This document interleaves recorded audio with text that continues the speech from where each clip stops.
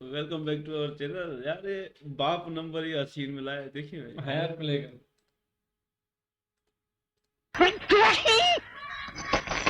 अरे कोई है?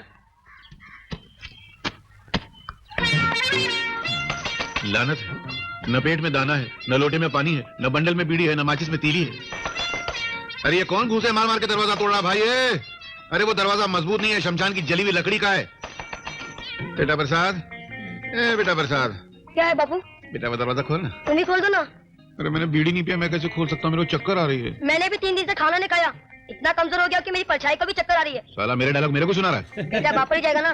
बेटा बाप पे जाएगा तो बाप किधर जाएगा? दरवाजा खोलने। बहन जी, रामन जी हैं? अबे बहन जी होगा तेरा बाप, ये बहन जी नहीं है, भाई जी है। आपकी चिट्ठी। रामन जी, क्या बे? आज त्योहार के दिन कुछ बख्शीश हो जाए जी। बख्शीश हाँ।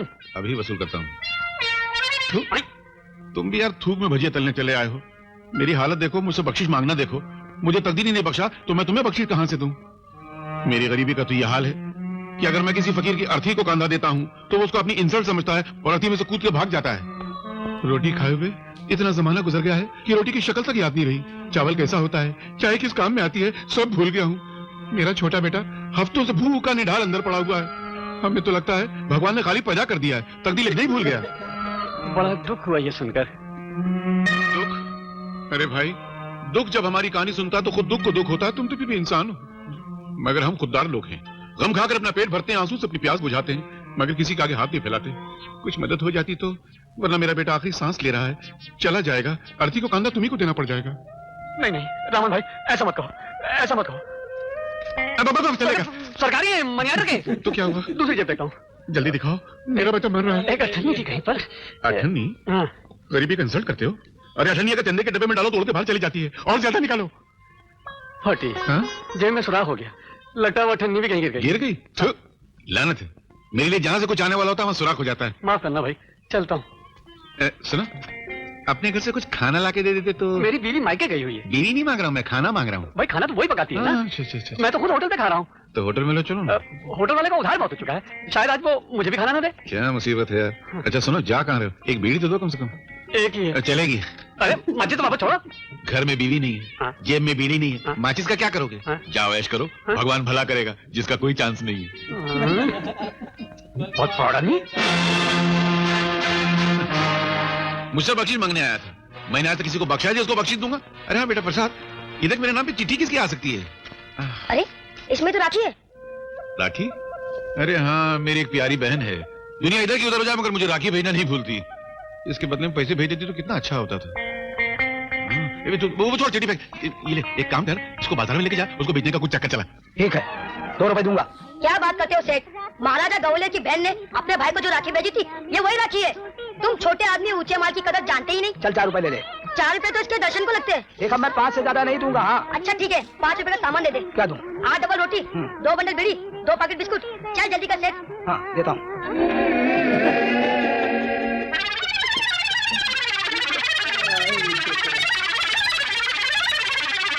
आहिस्ता बापू, आहिस्ता आहिस्ता। मैंने अभी तक हाथ भी नहीं लगाया और तुम पूरा हड़प कर रहे हो। नजर मत लगा यार, जब से पैदा हूं जिंदगी पहली मर्तबा जितना पेट भर के खाना खाया है। अरे वाह रे बहन वाह, भगवान तेरे को खुश रखे। क्या राखी भेजी थी, खा के पेट भर गया। तू ये क्या खा रहा है? कुछ नहीं कुछ नहीं। चॉकलेट? मेरी जेब से मारा है क्या? है तुम्हारी जेब से? तुम्हारी जेब में कपड़ा नहीं, चॉकलेट कहाँ से आ जाएगी? फिर ये कहां से आया? वो तो दुकान वाला जब सामान बांध रहा था तब मैंने उड़ा दिया। अरे जियो मेरे लाल, तू मेरा नाम जरूर रोशन करेगा। चल इसी बात पे आज मैं तेरे को पॉकेट मारने के तरीके सिखाता हूँ। पॉकेट मारना जो है वो बहुत ध्यान का काम है। अपना ध्यान लगा के रखना और दूसरे का ध्यान हटा के रखना है? तो ये समझ, ये नोटों से भरा हुआ पॉकेट है, ये मैं जेब में रखता हूँ, तू आगे मेरे से टकाना और मस्के की तरह उड़ा लेना, ठीक है? ये मैंने जेब में रखा, चला। अबे घनचक्कर, इधर वापस आ, इधर आ। मार खा गया ना? ये क्या पॉकेट तो मेरी जेब में रह गया? बापू तुम्हारा ध्यान पॉकेट पर था, इसलिए मैंने तुम्हारे हाथ की घड़ी मार ली। पैसा की इसके कम से कम 10 रुपए तो जरूर मिल जाएंगे। चलो मार देता हूँ, लंगड़ा तो है साला। अरे अरे अरे अरे अरे, मेरी पैसा की लगे, थैली ले गया। अरे मेरी पैसा की लगे, पकड़ो कोई है। अरे पकड़ो।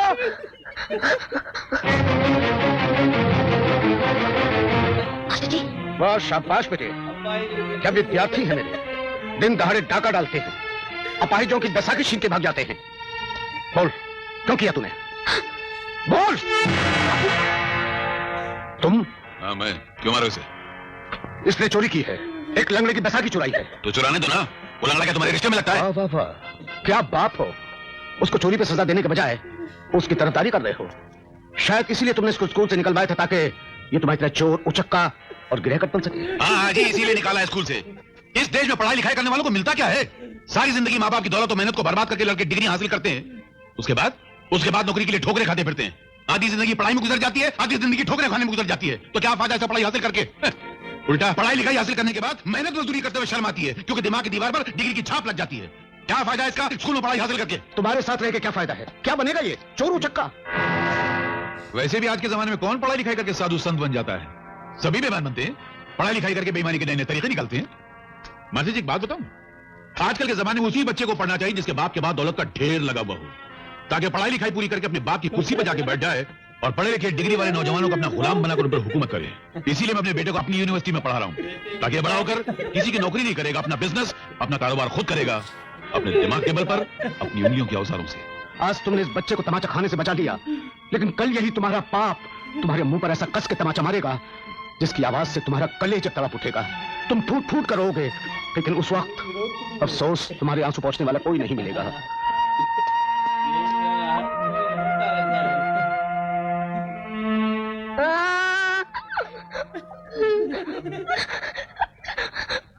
इंस्पेक्टर साहब, क्या? मैं इसको आपके हवाले कर रहा हूँ। मेरे हवाले? क्यों? क्या ये तुम्हारा बेटा है? नहीं, मेरा बेटा नहीं।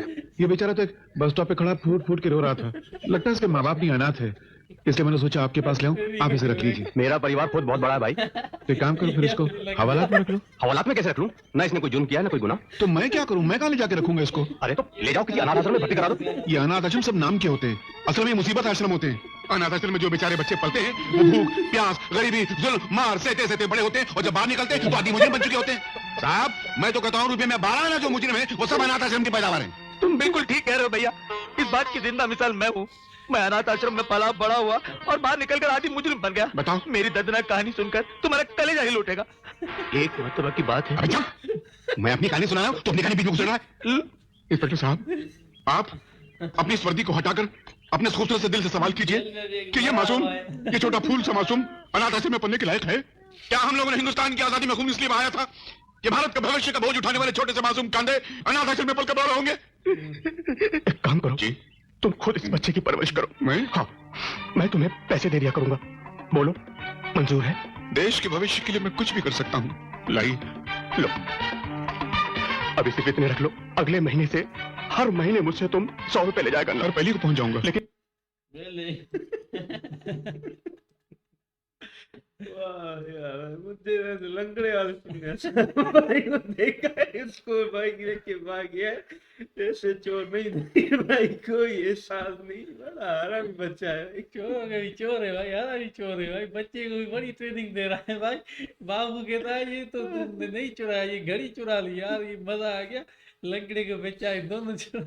वो बोलता है 10 रुपए का बिकेगा लंगड़े का, है ना, तो उसको ही उड़ा जाना। बस फिर वो मास्टर मिला, वो भी रोते हुए, जो गरीब दोस्त है उसको भी समझा है ना। बड़ा हैरान करते, बड़ा मजा आ गया। बच्चे को बड़ी पट्टी पढ़ाता है। पुलिस ने लाया, वो कहता है इसको रोने का नाटक करो, रोने का। रोना भी नहीं आया बच्चे को, हरामी।